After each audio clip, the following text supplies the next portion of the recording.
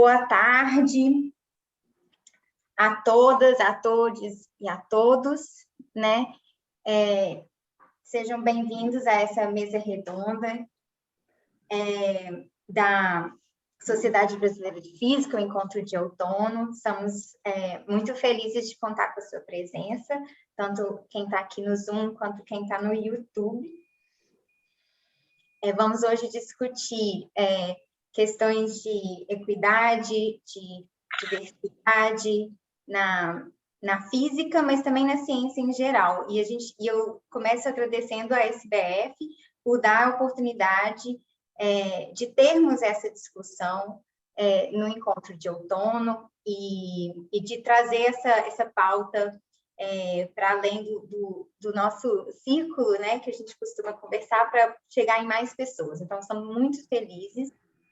Ontem teve uma mesa redonda maravilhosa, né, que o Alan Alves Brito coordenou, também com a Zélia Ludwig, e eu recomendo quem não pôde assistir que assista, estará no YouTube, ou já está no YouTube logo, logo. Então, foi sobre equidade racial, e foi excelente, maravilhosa, e eu recomendo muito que vocês vejam. Agradeço a Érica de Mello Silva, que está aqui, e a Zélia Ludwig, por me convidar a coordenar esse grupo maravilhoso incrível de mulheres aqui, e é uma honra de estar aqui com vocês, de compartilhar esse momento com vocês e essa discussão com vocês. A gente vai fazer assim, cada pessoa da mesa vai se apresentar e falar um pouco do seu trabalho, né, e algumas pautas que traz para essa discussão, e aí a gente vai abrir para perguntas, e a maior parte do tempo vai ser essa discussão com o público. Então, por favor, tanto quem estiver no YouTube, quanto quem estiver no Zoom, mandar perguntas e coisas para a gente né, fazer essa discussão a mais rica possível. Aqui a gente tem pessoas especialistas em discutir, né, na questão da ciência, a maternidade, né?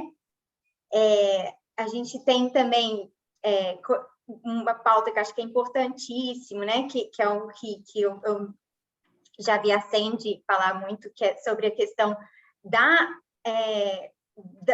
na física, se você olhar em volta, não só você vê essencialmente pessoas brancas, raramente, muito poucas pessoas negras, como muitas pessoas de classe média alta, e pessoas que vêm de classes né, mais baixas economicamente, elas não têm tanta facilidade de chegar de fazer a carreira, porque a gente coloca barreiras que dificultam isso. Então, isso é uma pauta muito importante, a questão, né, não só do gênero, da classe e da raça na física, é uma questão que a gente deve trazer sempre conjuntamente, nunca separado, porque essas questões se intersectam. Então, sem mais falar, eu sou Gabriela Barreto Lemos, da Universidade Federal do Rio de Janeiro, e eu vou pedir, né, uma de cada vez. Eu pedi a Viviane Morcelli, da Universidade Federal do Rio Grande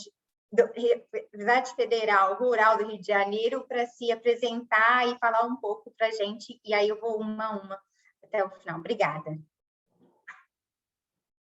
Bom, eu vou ser a primeira, tá bom. Eu vou me apresentar primeiro, né, quem eu sou, de onde eu venho. Eu sou a professora Viviane Morcelli, do Departamento de Física da Universidade Federal Rural do Rio de Janeiro. Eu acredito que tenha pessoas aqui que não são do Rio, que estão nos assistindo. Então, contextualizar a Universidade Rural do Rio de Janeiro é importante. Bom, apesar da sigla ser UFRRJ, parecida com a UFRJ, ela não tem nada. Ela está localizada no extremo da Baixada Fluminense, quase junto a primeiro pedágio, que vai para São Paulo. Uma região marcada por extrema violência, crimes, etc. e tal, bem como uma universidade com altos índices de violência contra a mulher, um alto índice de violência de gênero, de assédios, de estupros, contudo, buscando, né, com seus coletivos, com seus projetos e em parceria, né, com a universidade, transformar essa realidade que nos fez a vitrine, né, dos telejornais nos últimos anos, e que, inclusive, levou ao suicídio de estudantes aqui dentro da universidade. Não necessariamente dentro da universidade, mas por demandas sofridas aqui de violência. Então, sobre a Seropédica, não tem nada de Rio de Janeiro. Seropédica não é uma cidade maravilhosa.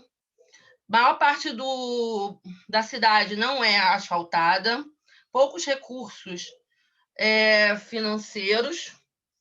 O departamento de física nosso ainda não possui um mestrado, o que inviabiliza muito a nossa atuação, ainda mais mulheres, dentro de uma perspectiva da pesquisa, e para os nossos alunos, onde o último censo feito pela PROIFES nacionalmente, que foi em 2018 para 2019, mostrou que a Universidade Federal Rural do Rio de Janeiro é composta por 80% de alunos negros da escola pública e das classes D e E. Eu sou uma mulher da periferia, moro na periferia. E para uma mulher que nasce na periferia, uma trajetória de sucesso é sobreviver cada dia. E isso não muda quando você é uma professora periférica. Não... Desculpa, gente, eu estou um pouco de falta. Não muda quando você é uma pessoa periférica e está numa universidade periférica. Você responde. Eu, como muitas das mulheres que vieram da periferia, sou a primeira pessoa da minha família, de ambos os lados, a chegar numa pós-graduação, num doutorado, ainda mais em física. Então, assim, a realidade que eu venho trazer para vocês é a realidade de alguém que eu não sou mãe. E não vejo essa como a nossa única pauta. É uma pauta importante, sim, mas ela tem que estar alinhada com outras pautas, porque uma mulher periférica, desde que ela nasce, ela está sofrendo violência. Sobreviver, e eu continuo morando nessa periferia e vivenciando isso. Eu comecei a ser cuidadora ainda aos 8 anos de idade. Até os 13, meu irmão me chamava de mãe, e depois de segunda mãe, por motivos de saúde, de meus pais não terem emprego e tudo mais. Antes de eu entrar, durante um tempo, a saúde da minha mãe se recuperou e eu fui trabalhar aos 13 anos de idade. Desde então, de lá, eu trabalho. Eu não tive uma vida como muitas das pessoas que chegaram na universidade. Eu não tenho essa realidade. Quem me conheceu na graduação, na UFRJ, sabe muito bem disso e do meu percurso. Antes de entrar na graduação, eu trabalhava, né? Então, assim, eu entrei e saí da graduação 3 vezes. Foi o período mais difícil para me formar. Eu era cuidadora exclusiva do meu pai até a sua morte, durante o meu pós-doutorado, início do meu pós-doutorado. Eu abri mão de várias coisas na minha carreira e não pude, porque eu era cuidadora integral dele.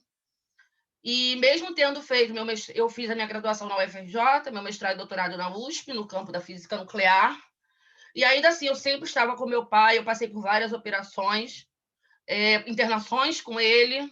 Eu vi o meu pai, o meu primeiro período da faculdade, quando eu retornei, foi com meu pai internado, passar o primeiro período todinho sem ter ido a uma aula, no seguinte ter que trancar essa aula e ter que interromper várias vezes a graduação, atrasar a pós-graduação, ter que parar o pós-doutorado para poder ficar no hospital, e essa foi a minha vida. Uma vida em que a minha pós-graduação, a minha escolha, né, as minhas escolhas, sempre foram norteadas para sustentar a minha família, para sustentar o dinheiro recebido, para sustentar a saúde do meu pai e a minha própria, que veio se deteriorando. E teve intervalos no meu látis, quem vê vai observar que eu quase não produzi, né? Estou tentando ser assim, bem sucinta no que eu estou colocando. E o que ocorre, né? Eu passei por assédio moral, durante a minha vida toda, todos os tipos de assédios e de violências. Principalmente, a Gabriela falou uma coisa muito importante, a introduziu, que é a questão de classe. Sim, a questão de classe, antes de tudo, ela vai te determinar aonde você vai chegar, né? O Pierre Bourdieu já dizia: a trajetória acadêmica de uma pessoa é determinada pela sua pirâmide social, sua posição na pirâmide social. E para mim foi muito difícil chegar ali. Quantas vezes eu não sou questionada se eu peço uma bolsa de produtividade, mesmo produzindo mais que uma outra pessoa, porque você não orienta. Porque você, esses anos você ficou sem coisa, ou questiona coisas que não estão naquele período, sabe? Então, assim, é sempre colocado para mim por quê, o porquê e o porquê. Só que a minha luta pela sobrevivência não é mais do que isso. Né? E hoje, eu ingressei na Universidade Rural em 2014. Naquele momento, eu me torno a única professora do departamento de física, com 24 professores.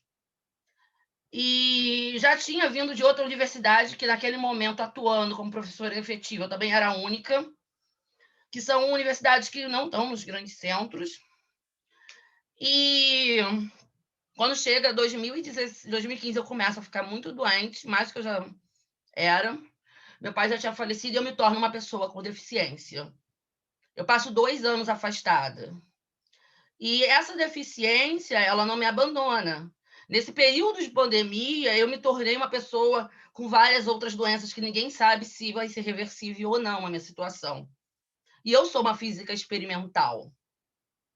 Né? Além de atuar, ser professora da Rural, eu atuo cotidianamente, antes da pandemia, no Laboratório de Colisões Atômicas e Moleculares, da UFRJ, oriento um aluno do doutorado da UFRJ, também oriento uma aluna no PMAT da UFRJ, e mais recentemente no mestrado de ensino da Rural e da SBF. Mas para eu conseguir chegar nisso daí, isso foi uma luta. Foi conquistando a confiança das pessoas. Sabe? Porque a maioria das universidades não quer aceitar colaboradores externos para serem orientadores. Mas isso vem de uma política da CAPES também, em relação aos programas. E eu compreendo completamente. Mas eu só quero mostrar para vocês, imagine como é para uma professora que anda de muleta, ter toda uma deterioração da sua estrutura óssea e outras comorbidades, conseguir levar mesmo produtivismo e ainda trabalhando numa universidade periférica, que uma pessoa que já está num grande centro como a UFRJ, que você mal entrou, tem edital para tudo, a gente não tem edital para nada. Sabe? A gente não tem recurso. O computador que eu uso é o mesmo na minha casa, era o que eu usava na Rural. É uma universidade que tem parcos recursos.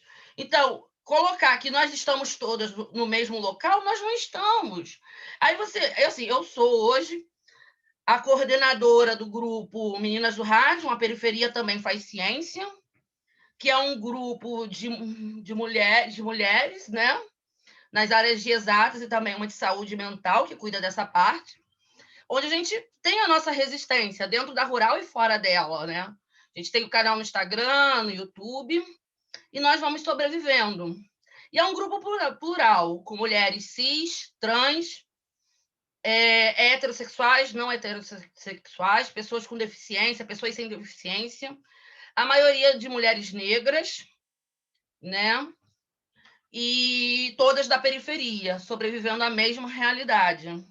Então, o que eu trago aqui é a realidade das mulheres do MDR. Então, eu me sinto muito à vontade para botar agora as minhas provocações.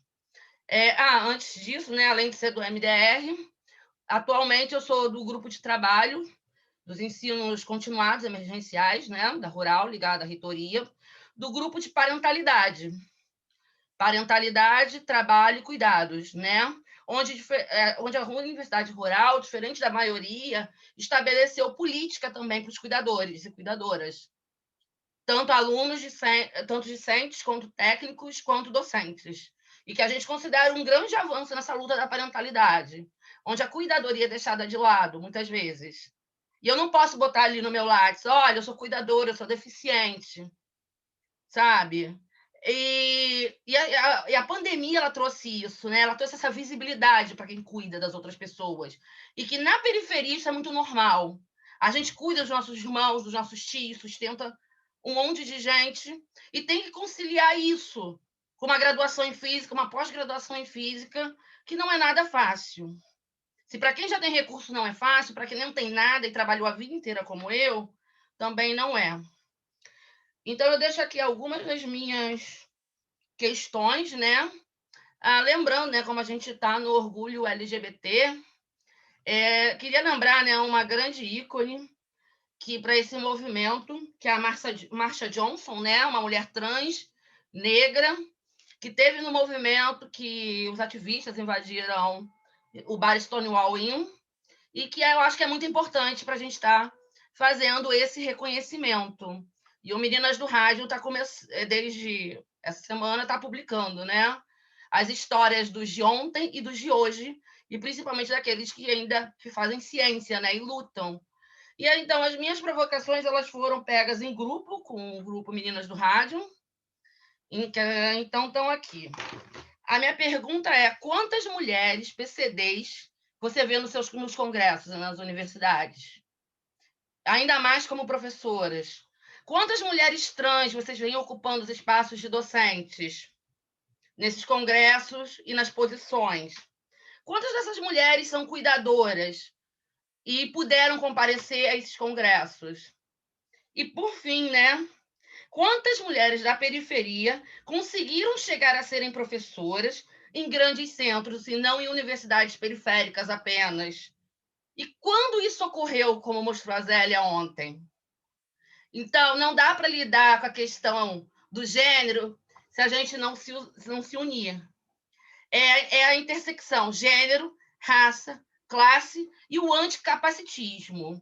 Porque acho que uma coisa muito importante que a gente podia ter aqui era o intérprete de Libras, por exemplo. E eu não estou trazendo aqui para esse evento, não. Estou trazendo para todos os eventos que a gente tem e que muitas vezes a gente não pensa nisso. Então, muito obrigada pelo convite da SBF, pelo convite da comissão organizadora, e foi um prazer falar com vocês. Obrigada por essa fala fortíssima e necessária. Que tal Bárbara Carini, da Universidade Federal da Bahia? Você pode seguir? Obrigada.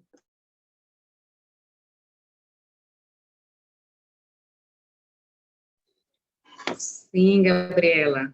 Primeiramente, saudar todas as pessoas presentes, né? Agradecer à professora Vivi por essa fala, né? Que foi um presente para quem ouviu, não no sentido de afago, mas no sentido de nos tirar, né, dos nossos locais de desconforto, talvez, se essa é a expressão mais adequada, né? Não sei.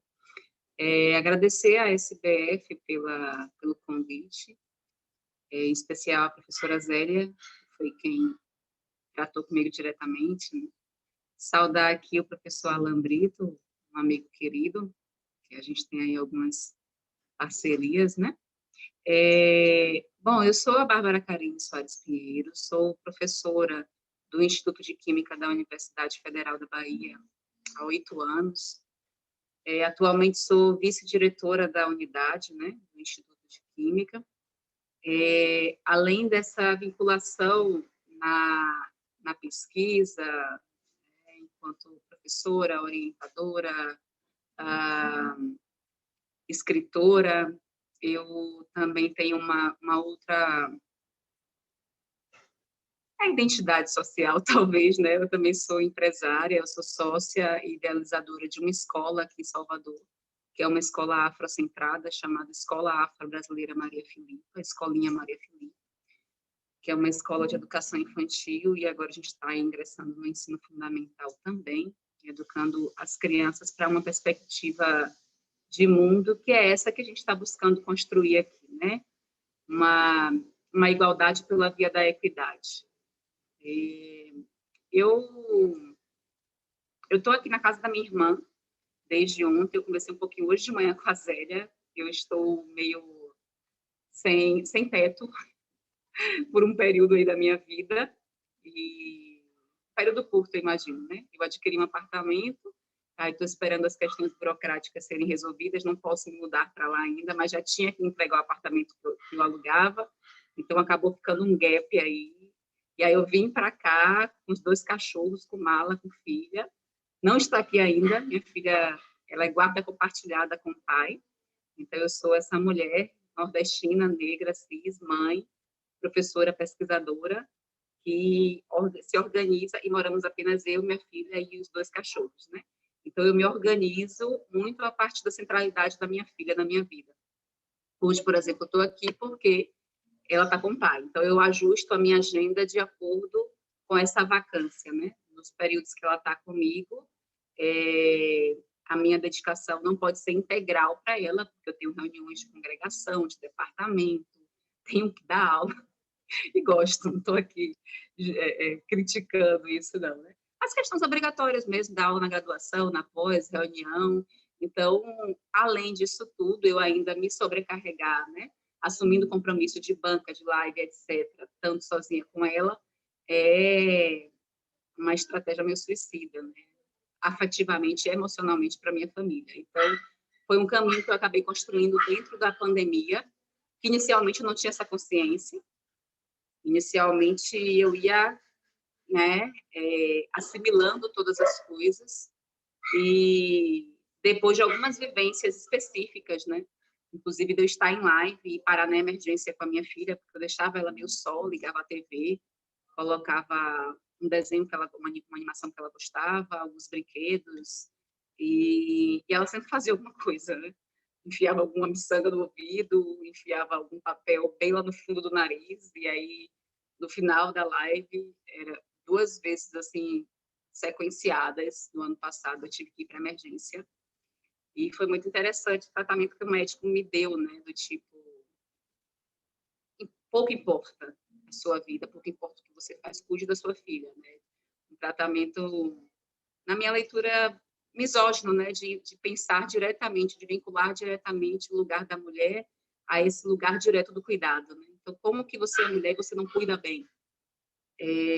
Como que eu não tivesse outras atribuições na vida, né? E talvez por ser uma mulher negra, muito certamente, isso se intensifica ainda mais, né? Porque são as mulheres negras que historicamente estão nesses lugares, né, destinados aos cuidados. Nem tanto aos cuidados dos seus, né?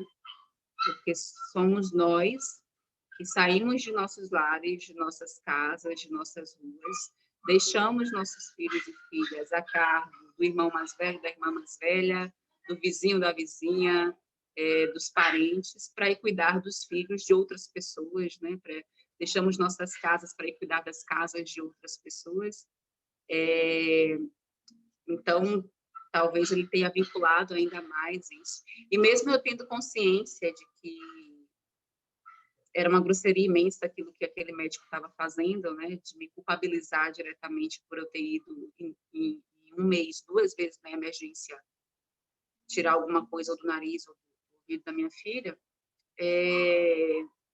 o peso que a lógica patriarcal ela impõe a esse lugar da maternidade, da maternagem e do performar a mulheridade, estava aqui. Então, por mais que eu discursasse todo o discurso feminista do mundo naquele contexto, a minha subjetividade me dizia que eu era culpada, né? Então, eu voltei para casa, Deus, por favor, tendo aquela noite péssima e refletindo muito sobre as necessidades de me reorganizar enquanto mulher, enquanto mãe, enquanto alguém que está dentro de um contexto de pandemia, né? Enquanto uma mulher negra que vem de uma lógica de favela e que a gente aprende que a gente é comunidade, que a gente é coletivo. Então, como diz a Luísa Barros, uma sobe e puxa a outra, então ninguém fica lá só. Então, nessa lógica de pandemia, que irmãos passam a ficar desempregados, familiares passam a ter mais dificuldades materiais, né, limitações objetivas mais corriqueiras que o comum, eu entendo que eu precisava ainda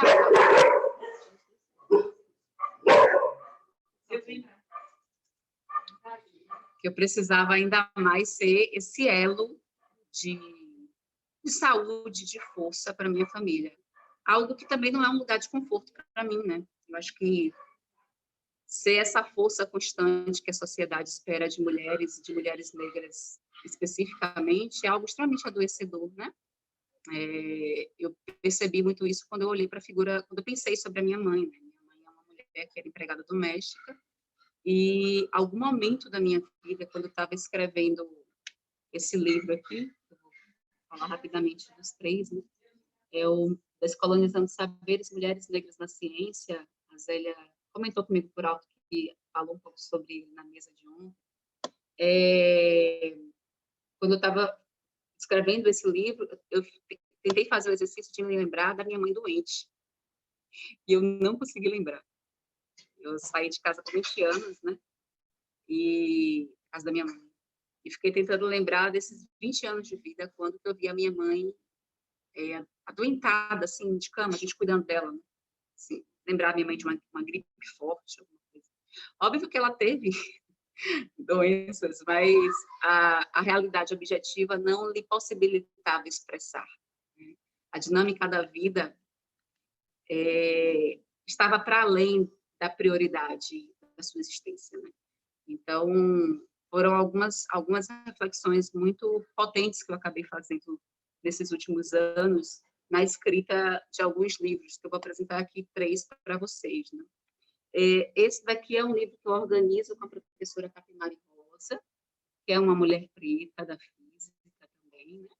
É uma irmã, uma pessoa muito querida. A gente, desde que ela chegou na Universidade Federal da Bahia, a gente passa a fazer alguns trabalhos de parceria, né? A gente passa a ministrar juntas a disciplina da pós-graduação, que foi uma disciplina que eu criei em um semestre, no outro ela já chegou e ela já passa a ministrar a disciplina da pós comigo, que é a disciplina Ciência Africana e Afrodiaspórica, Descolonizando Saberes, Contribuições da Ciência Africana e Afrodiaspórica. Nesse mesmo contexto, a gente cria o grupo de pesquisa, ela se integra ao grupo de pesquisa de diversidade e criticidade nas ciências naturais, né? A gente organiza esse livro, agora a gente está organizando o volume 2 desse livro, que é um livro que a gente, pautado na experiência da disciplina, a gente está refletindo sobre experiências pedagógicas de descolonização curricular, né? Então, a gente compreendia que era muito corriqueiro as pessoas falarem, ok, mas e aí no ensino de física? Essa lei 10.639 é uma lei que cria a obrigatoriedade do ensino de cultura e história africana e afro-brasileira e toda a extensão curricular. É alterada em 2008 pela 11.645, que inclui as questões indígenas. Em toda a extensão curricular, significa temporalmente, né? Tanto das criancinhas de 4 anos até o ensino médio, na realidade até o ensino superior, né? Porque são esses profissionais, licenciados, licenciadas, pedagogos, pedagogas, que vão atuar na escola básica. Então, a universidade tem também essa obrigatoriedade legal de cumprimento da lei.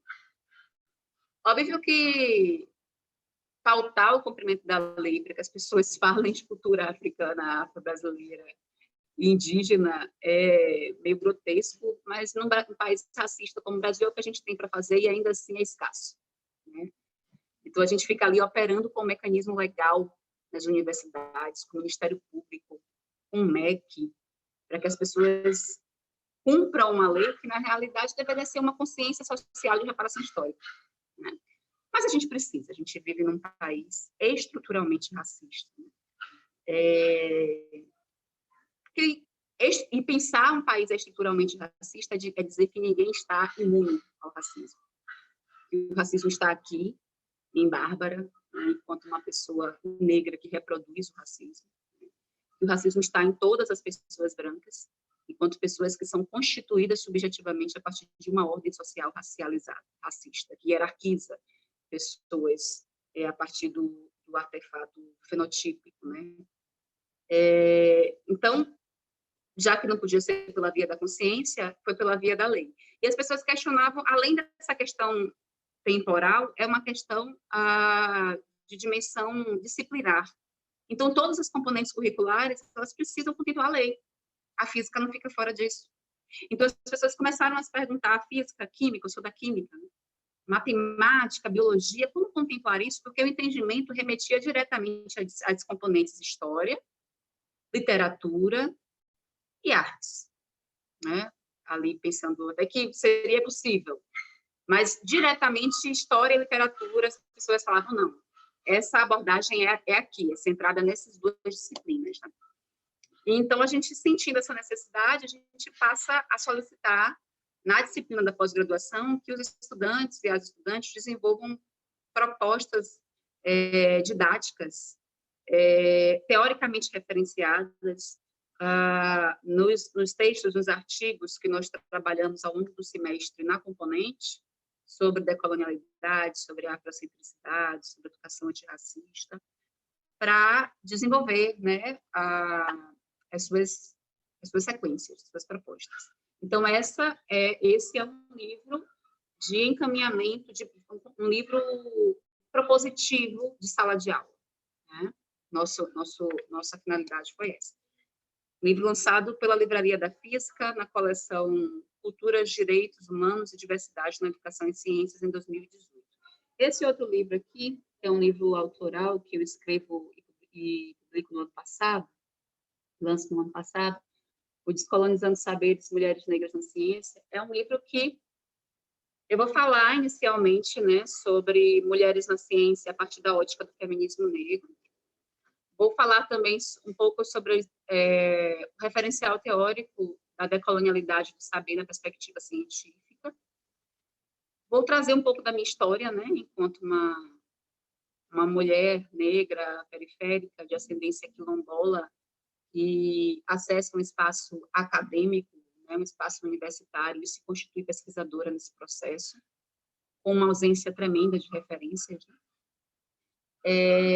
E trago 43 mulheres cientistas negras, brasileiras, de fora do Brasil, enfim, africanas e afrodiaspóricas, a exemplo da própria professora Zélia, a exemplo da Sônia Guimarães, a exemplo da uma outra astrofísica brasileira.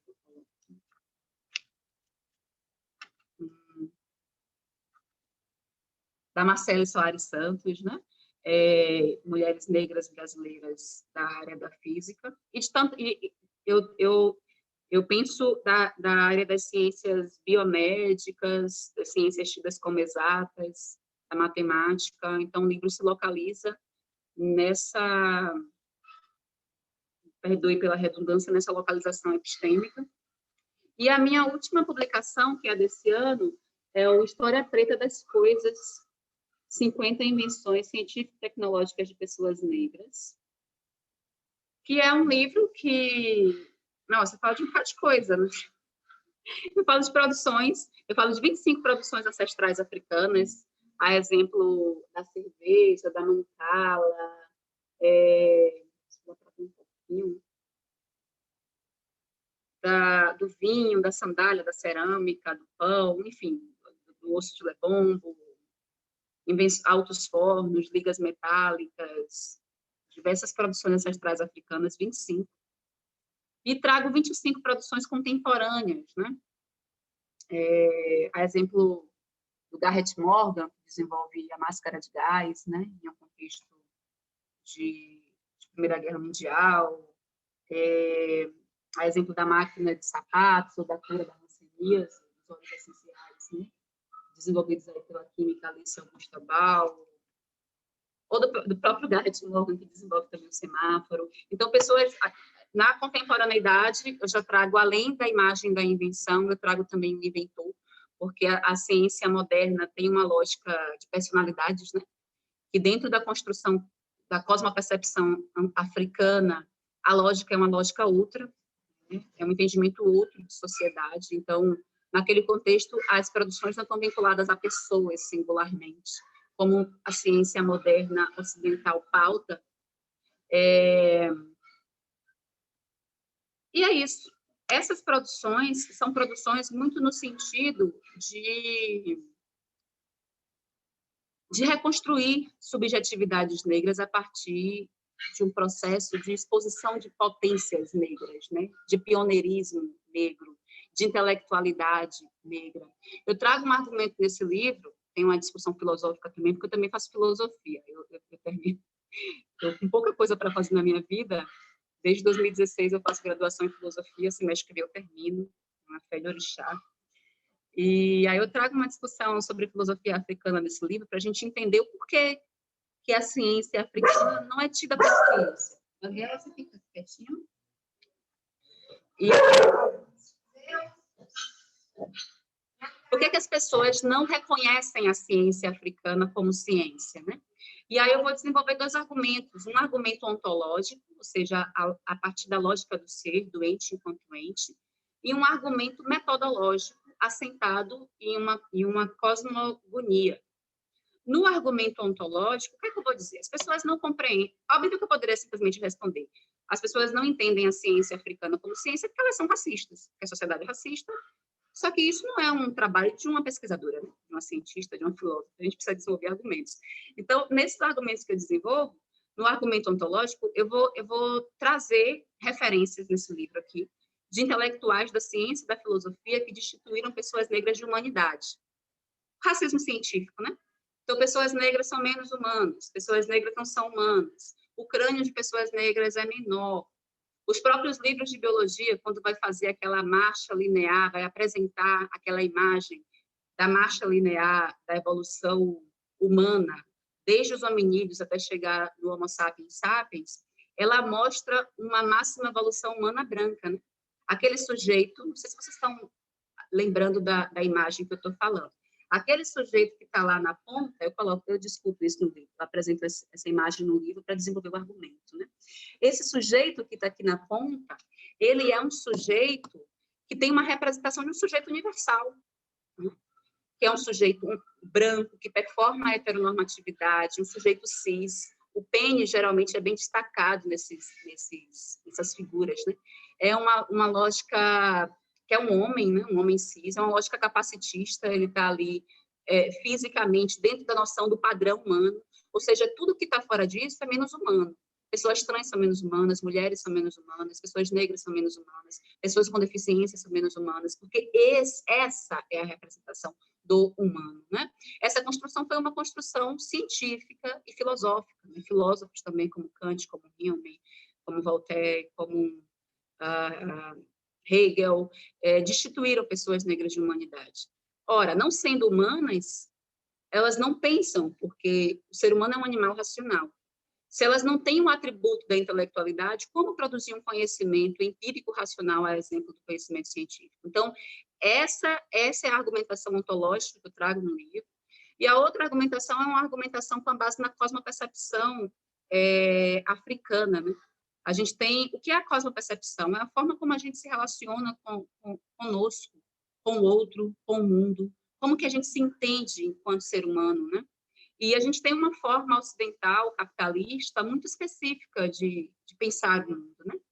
A gente pensa que as pessoas idosas e crianças não prestam muito, porque a idade funcional, a idade produtiva para o sistema capitalista é a fase adulta, né?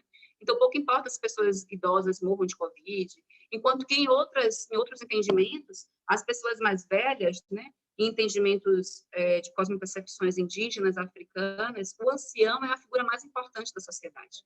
Você não vai encontrar asilos em sociedades indígenas, você não vai encontrar asilos em sociedades africanas, porque é uma loucura jogar um livro vivo, o maior livro da sociedade, na lata do lixo, né?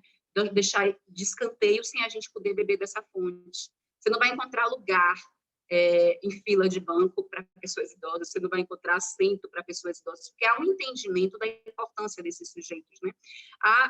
Isso é cosmopercepção, e que são distintas, né? Eu poderia dar uma série de outros exemplos, né? Mas o Ocidente ele se estrutura a partir de dualismos, né? De dicotomias, mito versus logos, razão versus emoção, essência versus aparência, mundo sensível versus mundo inteligível, sujeito versus objeto, homem versus mulher, cis versus trans, homo versus hétero, negro versus branco. A gente pensa de um modo ser humano versus natureza, que loucura, né? A gente se sente a parte da natureza. A gente tem uma imbecilidade absurda de acreditar que se a natureza morre, a gente vive, porque a gente se aparta da natureza. Essa é a lógica ocidental. É uma lógica muito pouco...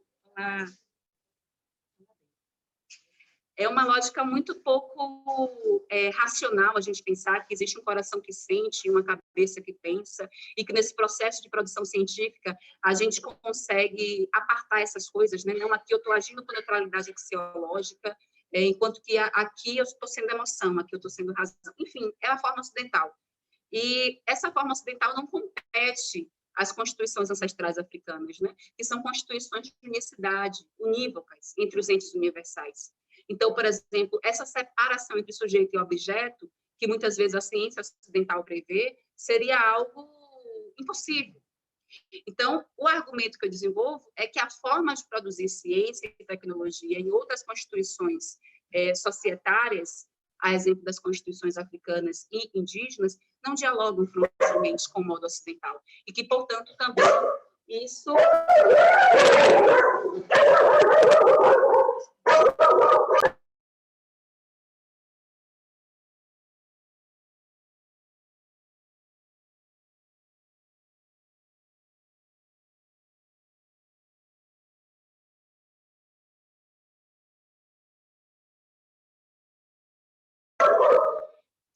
Bom, acaba por impossibilitar que as pessoas negras sejam reconhecidas como cientistas.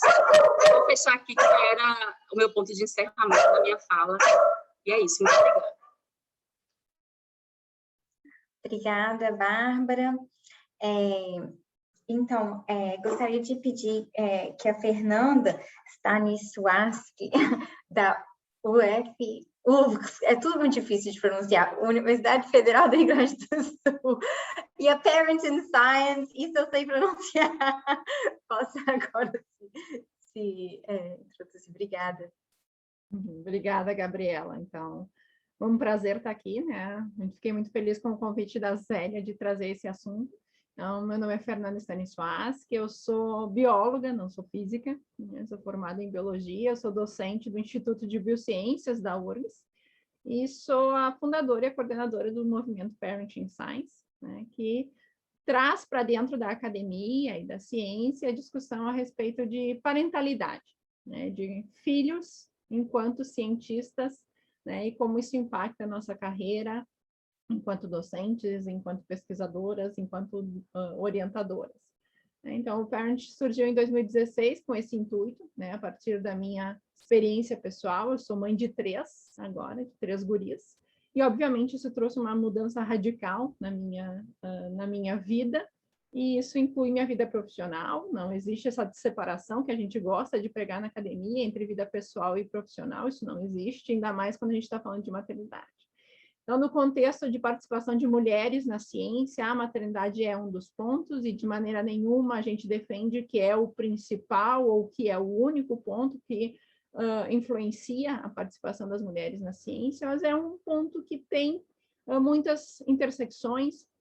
Quando a gente fala de maternidade, a gente vai discutir questões de raça, questões sociais, questões muito mais abrangentes do que única e exclusivamente a maternidade, né? Então, o Parent tem trabalhado nesse enfoque de provocar a discussão com o objetivo de trazer mudanças concretas. Eu acho que a Bárbara trouxe um ponto muito importante, né? Que várias das nossas discussões a respeito de gênero, raça, seja o que for, seriam resolvidas com consciência, né? A gente, se existisse uma mudança de como a gente enxerga esses fatores, a gente não precisaria, né, de uma luta tão árdua, mas como essa mudança cultural e social demora tanto, né, a gente tem a força da lei para garantir que a gente consiga mudanças concretas num espaço curto de tempo. Então, é isso que o Parent tem tentado contribuir.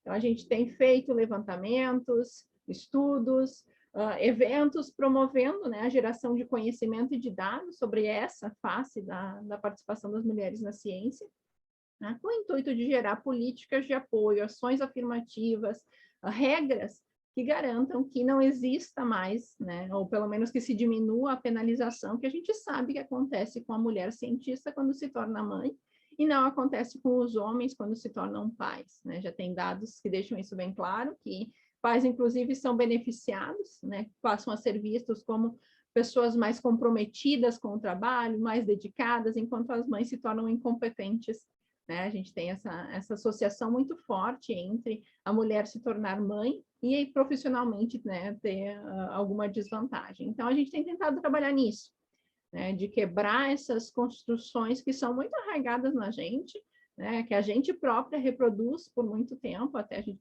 tomar consciência de que a gente está reproduzindo esses preconceitos. Tá? Então, o Parent surgiu com esse intuito, de trazer essa provocação, né, de como a gente pode deixar a academia e a ciência brasileira mais diversa, pensando nas mães, né, e como a gente trata essas cientistas dentro da academia, né, falando desde discentes de graduação, de pós-graduação, docentes e assim por diante. Eu não vou me estender, gente, que eu sei que a gente ainda tem mais falas e a gente quer deixar espaço para as perguntas, então, só essa brevíssima apresentação do Parent. Obrigada, Gabriela. Muito obrigada, Fernanda. Vivian Miranda, da University of Arizona, professora, você, sim, se por favor, possa se introduzir. Oi, tudo bem? É um prazer estar aqui, tendo 2 professores da FRJ, que foram meus professores de Física 1 e Quântica 1, respectivamente. Eu tenho slides, posso fazer share screen?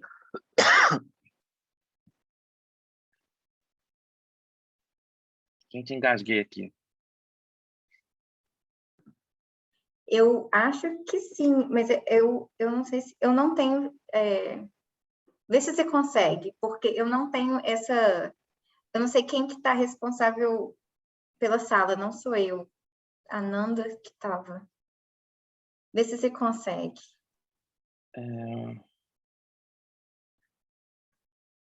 Não estou conseguindo, mas acho que o problema é meu aqui. Vai alguém na minha frente, então, porque eu vou resolver esse problema. Eu acabei de trocar de computador e acabei de ver que eu tenho que resolver um probleminha. Estou preocupada com a sua reunião, seu horário, mas pode... Não tem problema, não. Tá bom, então. Então, gostaria agora de convidar, por favor, para falar a Sandy Melissa, da Universidade Federal de Alagoas. É um prazer ter você aqui com a gente. Boa tarde, pessoal. Estão me ouvindo? Mais ou menos. Deixa eu ver se eu vou colocar aqui o fone um momento.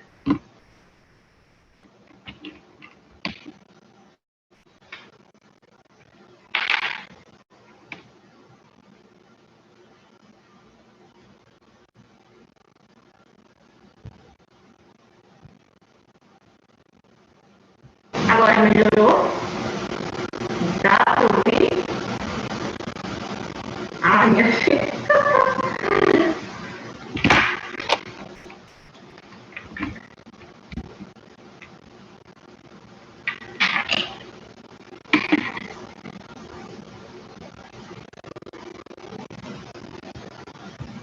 Esse é o último. E agora dá para ouvir?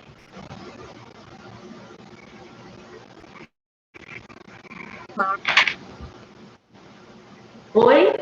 Agora melhorou. Está muito ruim. Deixa eu ver se eu vou dar. Está muito ruído, né?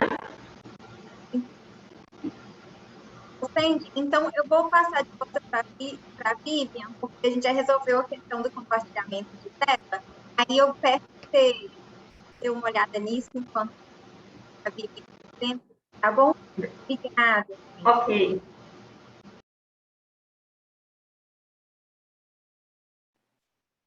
Vocês conseguem ver?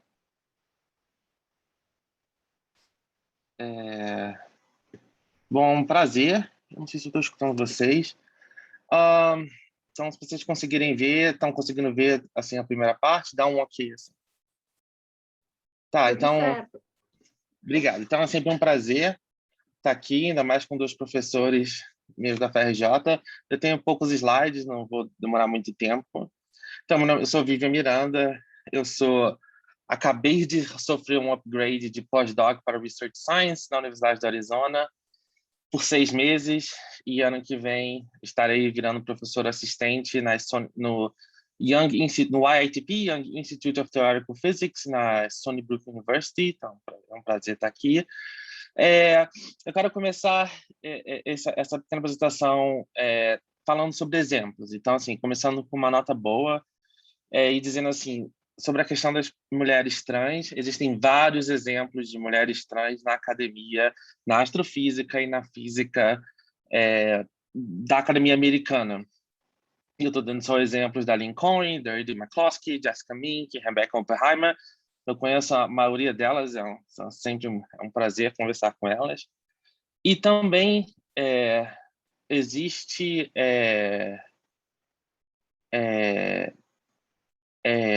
há muitos exemplos de pessoas trans na academia brasileira, o que é bom. Mas é legal vocês olharem a diferença de idade, mais ou menos, entre o slide anterior da academia americana e esses slides da academia brasileira.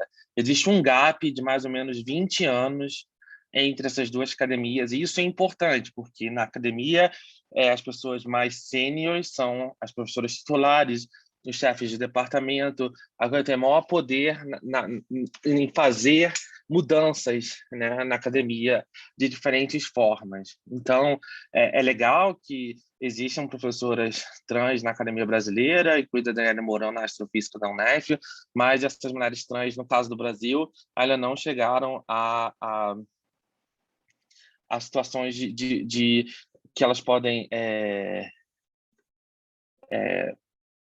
fazer mudanças significativas.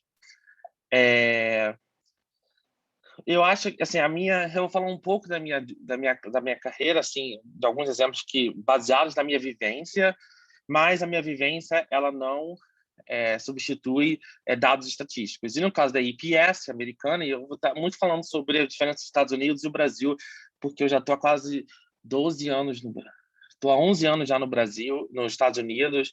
Eu fiz minha graduação e mestrado no Brasil, doutorado e 6 anos pós-doc nos Estados Unidos. Então, acho que eu tenho uma boa visão das duas academias. E no caso da EPS, existe uma quantidade muito interessante de dados estatísticos que eu ainda não tenho no Brasil. Então, leiam esses artigos, olhem esses dados, e eles oferecem algo complementar e importante nessa discussão. Então, qual é o centro dessa minha discussão, e que eu venho falando tanto nos Estados Unidos quanto no Brasil?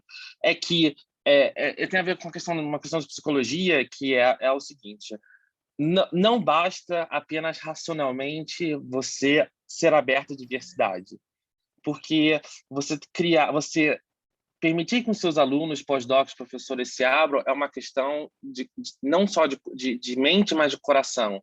É uma questão que envolve valores morais.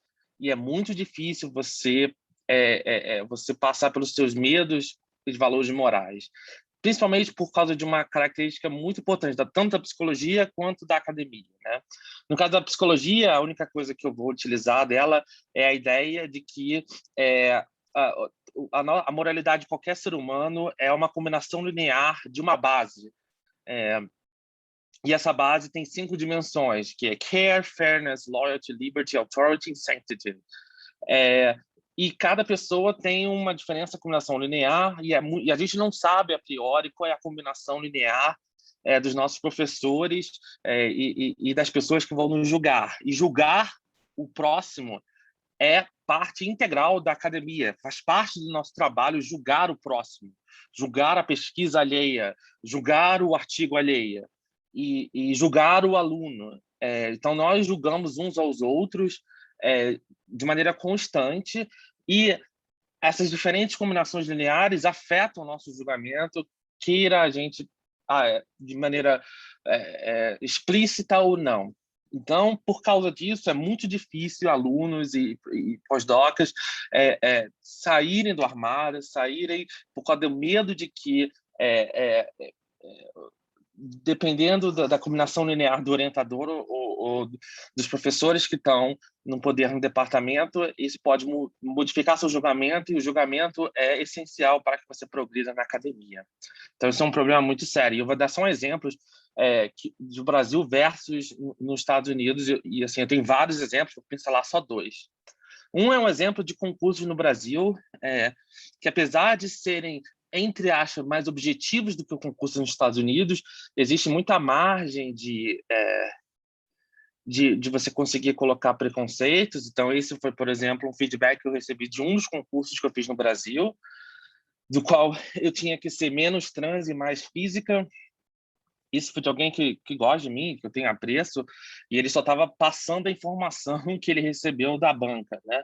E eu lembro que a única coisa que eu pedi nesse concurso é que meu nome social fosse respeitado, e só isso foi difícil. Assim, do resto, eu só falei de física. E mesmo assim, eu devia ser menos trans e mais física. E a questão no Brasil foi tão complicada que foi significativamente mais fácil eu virar professora nos Estados Unidos, apesar da relação candidato-vaga ser de 300 a 500 por vaga, do que no Brasil. Eu tive muito melhores experiências nos Estados Unidos que no Brasil. A única razão de eu não ter voltado para o Brasil foi a impossibilidade de ter conseguido um emprego no Brasil. É público notório meu amor por São Paulo e meu amor por voltar a morar na cidade de São Paulo, o que não vai acontecer, e hoje eu estou feliz, mas assim, e me impressionou que dentro dos concursos que eu fiz nos Estados Unidos, apesar da relação candidato-vaga ser infinitamente maior, as minhas chances, eu fui mais ouvida, eu senti que eu pude falar tanto de diversidade quanto de física da minha pesquisa, e eu tive um olhar de vários ângulos, enquanto no Brasil, muitas vezes, independente do meu CV, de quantas publicações eu tenho e qual é o meu fator H, que são bem altos, ser trans me definiu em todos os concursos, mesmo eu não querendo. Então, como eu falei, você passar por esses medos é muito difícil num campo muito competitivo. Aqui nos Estados Unidos tem várias organizações que ajudam. Uma dessas é a OSTEM, ou Out in Science, Technology, Engineering, Mathematics, que eu acho que seria muito legal se tivesse um OSTEM nas universidades brasileiras, que são iniciativas onde os alunos podem discutir, professores podem discutir e entender as especificidades dos alunos e professores dessa comunidade. E existe uma discussão muito importante aqui nos Estados Unidos sobre free speech, no qual a minha querida Universidade de Chicago tem uma posição que é aparentemente radical, mas no qual eu concordo, e o que eu estou tentando mostrar para a Universidade de Chicago e outras é que free speech e diversity andam juntos, para você realmente poder dizer que você tem free speech na sua universidade, que você olha todas as visões de um determinado assunto, não importa quão difícil seja o assunto, você precisa de um ambiente onde você tenha estudantes e pós-docs e research scientists e professores de várias comunidades ou de vários pontos de vista, de várias histórias diferentes. Se todo mundo parece cópia um do outro, você não vai ter diversidade de debate, diversidade de pesquisa, diversidade de opiniões, diversidade de cérebros, diversidade de genialidades na sua pesquisa, seja ela em sociologia ou em física. Então, free speech and diversity goes together. Vou falar só algumas coisas sobre questões trans específicas, né? A primeira questão dos nomes, isso é um nightmare, principalmente quando eu sou sendo uma aluna estrangeira, que eu não posso mudar meu passaporte, e eu falo isso porque se as universidades brasileiras querem se tornar mais internacionais no futuro, nós temos no Brasil, por exemplo, o ICTP Safer, que tem 50% dos seus alunos estrangeiros, as universidades federais têm que lidar com o fato de alguns estudantes estrangeiros poderem ser pessoas trans, não poderem mudar seu nome no passaporte, às vezes até porque esses países criminalizam ser LGBT, e como você lida com isso. E o interessante é que das 3 universidades que eu fui nos Estados Unidos, a universidade do estado mais conservador, que é a Universidade de Arizona, é que estava melhor preparada para isso, e foi a única no qual eu consegui colocar meu nome social no cartão. Eu me transicionei depois de sair da Universidade de Chicago, mas eu não consegui fazer isso na UPenn, mas consegui fazer isso na Universidade da Arizona. Então, e é uma questão que envolve dinheiro, uma questão que envolve mudança de sistema de RH, não é uma questão simples. A questão do banheiro também é muito delicada, principalmente nas cidades americanas, onde tem pessoas de diversas culturas.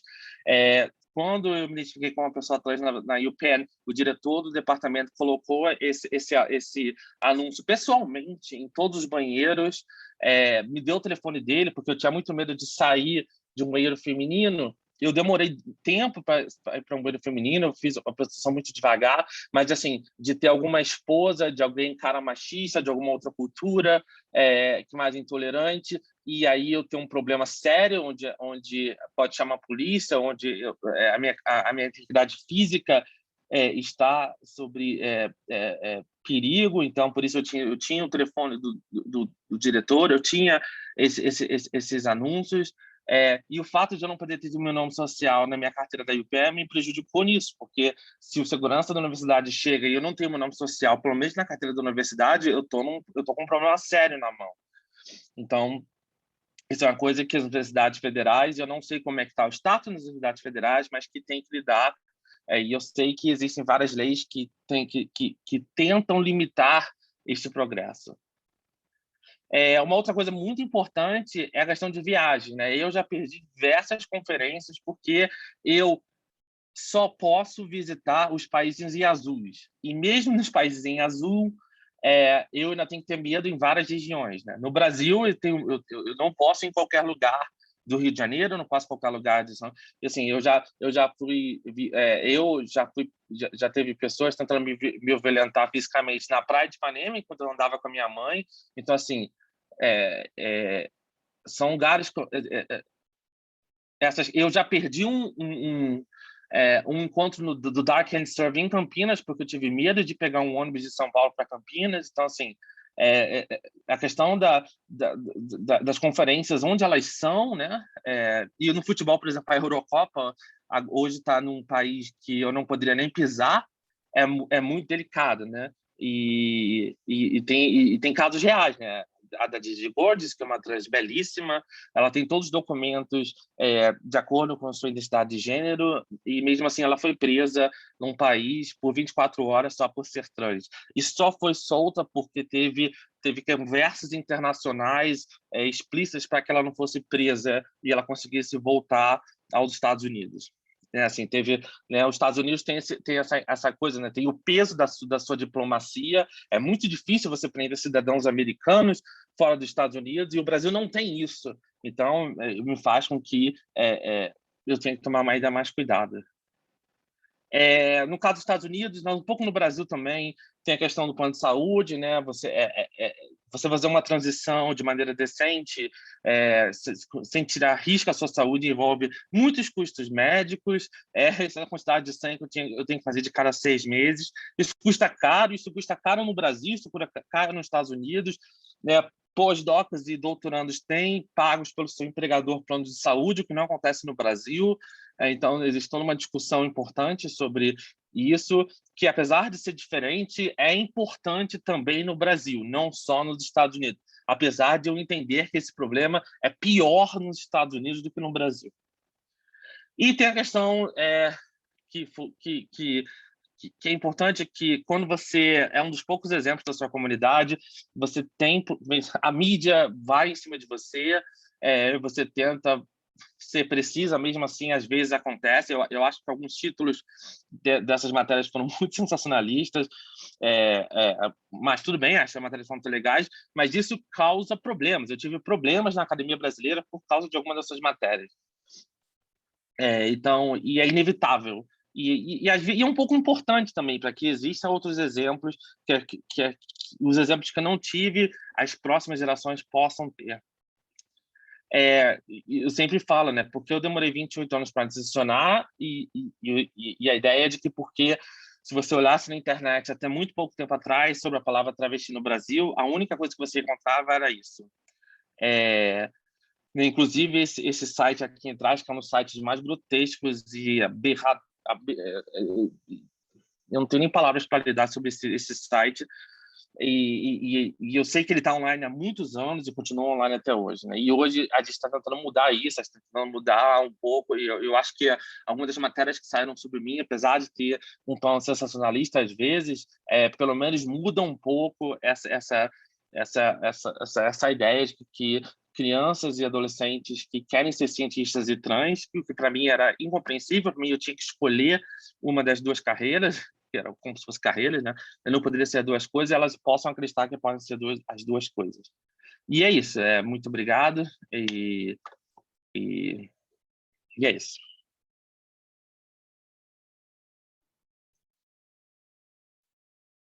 Muito obrigada. Sandy, vamos tentar de novo, Sandy e Melissa? Ok, agora tá me ouvindo? Tá, vamos tentar. Eu acho que deve estar bem ruimzinho, né? Deixa eu tentar mudar aqui um momento.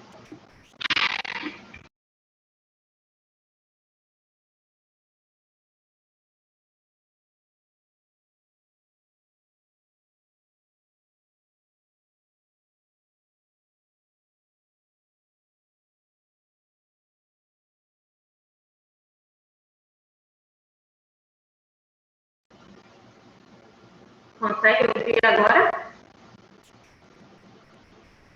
Tá dando para ouvir? Sim, dá para ouvir, sim. Tá. Boa tarde a todos que estão aqui na mesa, a quem está assistindo o evento, né? Essa mesa da diversidade. Eu vou me apresentar inicialmente. Primeiramente, para Bolsonaro. Segundamente, eu sou Sandy Nascimento. Sou bacharel e mestre em Física. E pelo Instituto de Física da Universidade Federal de Alagoas, como falou a Gabriela. Sou técnica em Química pelo IFAL, que eram os antigos Cefet. Então, eu costumo dizer que eu sou uma filha da educação pública e eu sigo aí na luta pela educação pública para continuidade e para melhora também da mesma.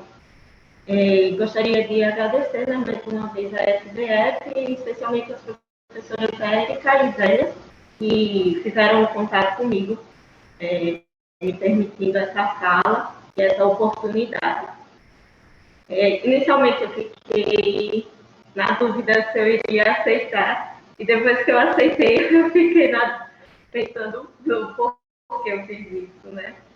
Porque eu me vejo aqui nessa mesa com pessoas que eu admiro demais.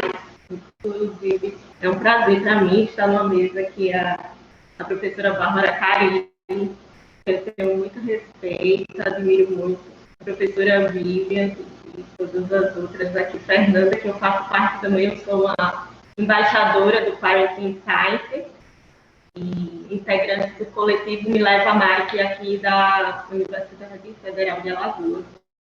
E aí eu fiquei pensando, quem sou eu na fila desse pão aqui, né, dessa padaria? E eu não sou computada, não sou professora ainda, ou mesmo fui para o estrangeiro. E nem ainda posso usar o DRA, o doutora, na frente do meu nome. Então, eu fiquei nesse questionamento do que estou fazendo aqui, e se eu deveria ter uma resposta para isso, uma resposta elegante, né? E a resposta só que me vinha era não sei. Mas aí eu vou usar um termo que a gente da física conhece e que foi descoberta pela Mileva Malik Einstein, que é em relação ao tempo, que ela descobriu que o tempo é relativo. Então, talvez a minha análise não tenha sido a análise, eu não tenho usado o ponto referencial melhor para mim. E se eu mudar o meu referencial, em vez de o referencial ser essa mesa aqui, o meu referencial passa a ser a minha realidade, a minha vivência, a minha família. Para vocês terem uma ideia, eu sou a primeira da minha família que terminou o ensino médio, sem pausas aí de pelo menos 10 anos. Ensino médio, não estou falando graduação, ensino médio. Eu fui a primeira a ter graduação da minha família de ambos os lados, que foi um sonho, E assim, eu já comecei a realizar um sonho de família quando eu entrei no Cefet. Lembro até hoje, assim, do meu avô, que já faleceu, mas ele chorando muito, porque pra gente... Lembro que juntou a família do meu pai, compraram a camisa, compraram a meia, compraram a calça, só não compraram tênis porque não tinha. Mas, assim, a gente ficou todo mundo muito feliz. Foi uma vitória da família ter acessado o Cefet hoje e falo. E eu fui a primeira a graduar e sou a única até hoje a ter um mestrado. Por estar inserida nessa realidade, que é distante ainda da universidade, eu passei por muitos perrengues, eu diria. E para adicionar um bônus, quando eu entro na minha graduação, eu me descubro grávida. E que não foi uma gravidez planejada. Mas mesmo assim eu não desisti. E além dessa situação que muitos me dizem ser específica, eu não tinha acesso frequente a computador, à internet, a um celular adequado e mesmo dinheiro para xerox ou impressões que eram exigidas durante o curso e que chocavam a minha turma e o professor. Muitas vezes não entendiam, para você ver como a realidade é distante. Então, talvez se eu mudar um pouco o meu ponto aí, o meu referencial, talvez eu estar aqui seja algo que vale a pena para eu tentar ser uma pessoa que venha trazer a palavra de tantos alunos e alunas da graduação e da pós aqui do Brasil. E eu espero poder falar por todos e todas que estão nesses níveis ainda assim, de formação.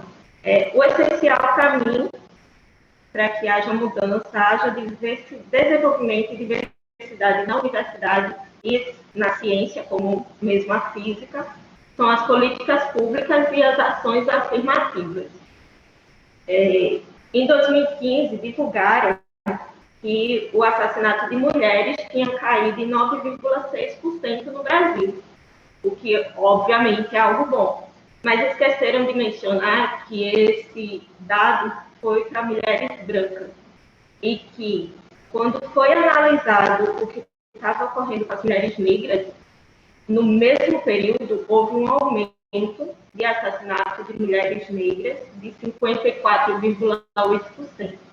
E aí a gente se pergunta por que poucas mulheres negras na ciência, já com esse dado.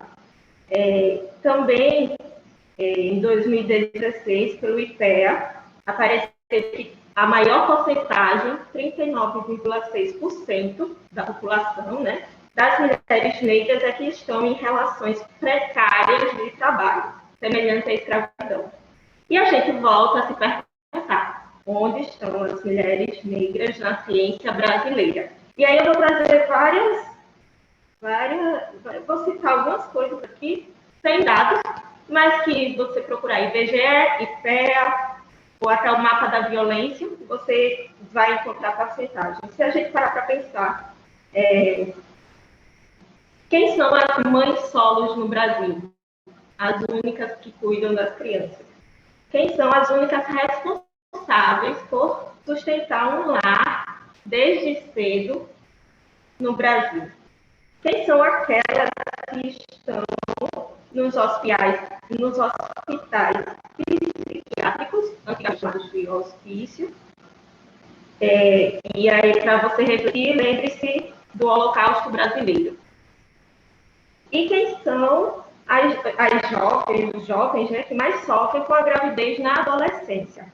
E não vale vir com a história de, mas já é grandinho. E sim por falta de políticas públicas, saúde e educação. Então, se a gente parar para pensar, e aí voltar para a nossa pergunta, onde estão as mulheres negras na ciência do Brasil? Acho que a gente vai entender por que as mulheres negras no Brasil são tão poucas. A população vulnerável da periferia, que trabalha em empregos de menos status e menos salários, muitas vezes tem um acordo. E como trazer e manter essas pessoas na ciência que logo cedo têm que trabalhar para sustentar a família ou ajudar a família a se alimentar. Alguns vão dizer, mas tem um esforço, a força de vontade, ou pior, me usam como exemplo de, olha você aí, né? Passou por tudo isso e está aí. E eu não quero ser exemplo para eles, não quero ser esse tipo de exemplo. Eu quero ser o tipo de exemplo do quão o sistema é falho, porque eu sou a única mulher negra em determinado espaço. Porque apontam para mim dizendo, olha, a Thaís Araújo, sendo que eu não tenho nada a ver com a Thaís Araújo. Por um breve período, quando a Alice frequentou a creche escola da UFAL, que foi cerca de 4 anos, essa creche foi o pilar e a base para que eu conseguisse finalizar a minha graduação e o meu mestrado. Mas não era perfeita, na verdade não era nem boa. Não pelo pessoal, pelos profissionais que eram excelentes, mas por ser um ambiente visto como não importante para a universidade. E aqui vale salientar que nem toda universidade tem esse espaço, mesmo que defasado. E aí eu trago uma frase que me impactou muito quando eu conheci a professora Catemari, que também é física.